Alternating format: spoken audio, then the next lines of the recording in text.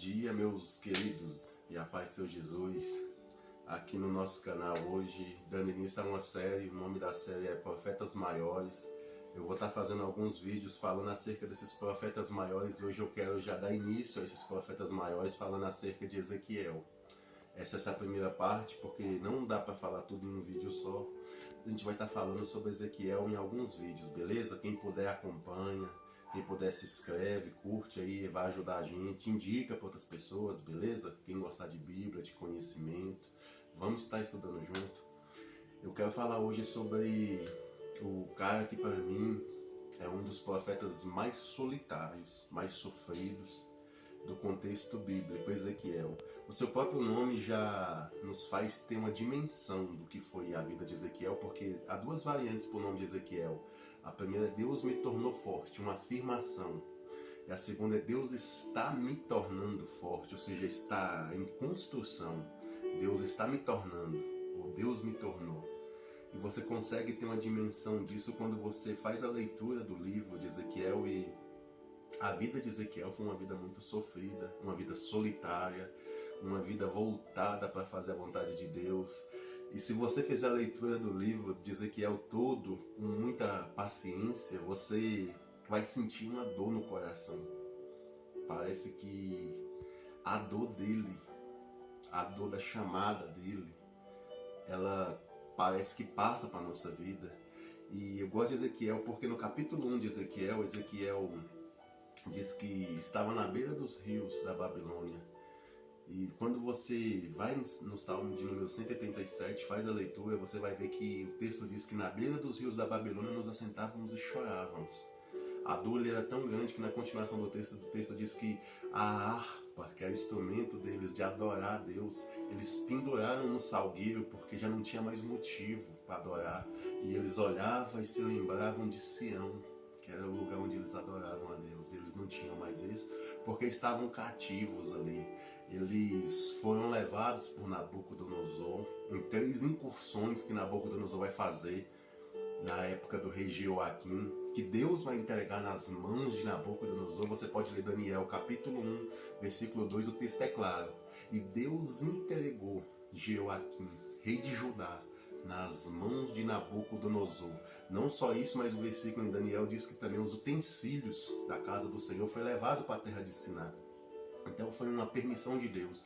E Deus permitiu aquilo por quê?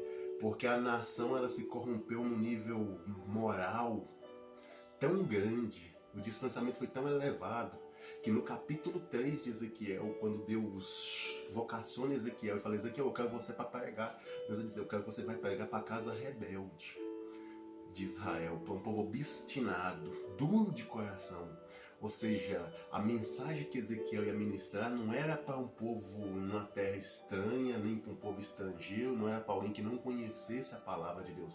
Mas a mensagem de Ezequiel seria para o público que conhecia a Deus e que de forma consciente, voluntária, se apostara de fazer a vontade de Deus. É para esse público que Ezequiel vai pregar. Quando no capítulo 1 de Ezequiel, Deus aparece para ele em forma de uma visão, Ezequiel está vivendo naquele contexto de dor, de solidão, uma vida de sofrimento, mas nesse contexto de dor, de solidão, de sofrimento, o céu abre e ele tem visões de Deus. Eu já quero deixar claro aqui para você que eu não sei se o contexto da sua vida é adverso, é ruim, está bem complicado, mas saiba, Deus também se apresenta para nós nesses momentos. Deus também aparece, Deus também fala conosco. E sabe o que eu gosto mais?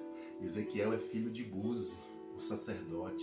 Quando Deus aparece para Ezequiel, na ordem natural, Ezequiel tem que dar continuidade na função do pai. Porque naquele tempo bíblico, a profissão ela vai passando na genealogia de pai para filho e assim sucessivamente. Então Ezequiel estava destinado a ser sacerdote, a continuar o trabalho do pai. Mas quando o céu se abre, ele tem visões de Deus. Deus está dizendo: Ezequiel, eu vim para quebrar um protocolo na tua vida. Porque pela lógica humana você vai continuar a linhagem do teu pai, vai ser sacerdote também. Mas não é isso que eu tenho para a sua vida. O que eu tenho para a tua vida é algo muito mais profundo. Porque eu quero que tu seja um sacerdote. Não. Eu quero que tu seja um profeta, Ezequiel. Reginaldo, qual que é a diferença? Tudo faz a vontade de Deus, sim. mas o sacerdote ele é acostumado a lidar com o povo vem, apresenta a queixa até Ezequiel, Ezequiel pega essa queixa do povo, apresenta aquilo que o povo quer, entra dentro do templo e apresenta para Deus. O profeta não.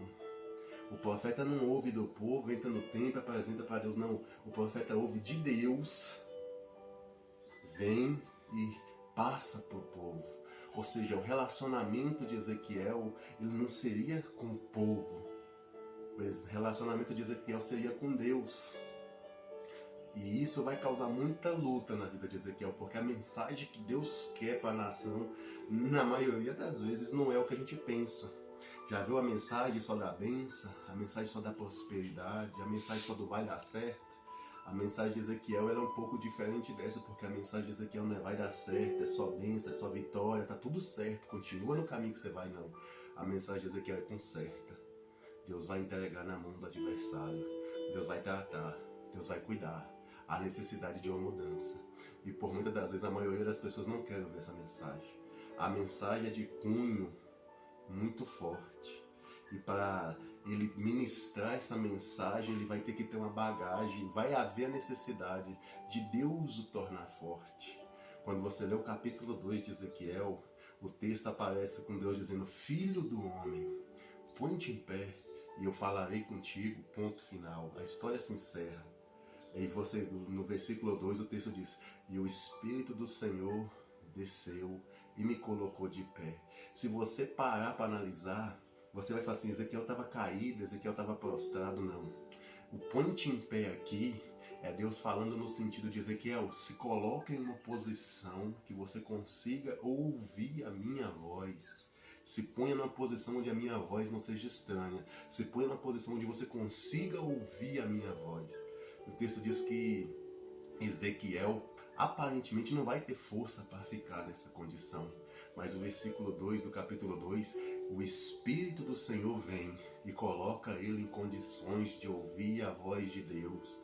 Porque é isso que o Espírito Santo faz. Ele vem na nossa vida e a falta de força, de capacidade de nos colocar na presença dele, ele vai nos dar essa condição, vai nos dar essa capacidade. Amém? Eu vou segurar por aqui para o vídeo não ficar extenso demais, mas a gente vai continuar em outros vídeos. Tamo junto.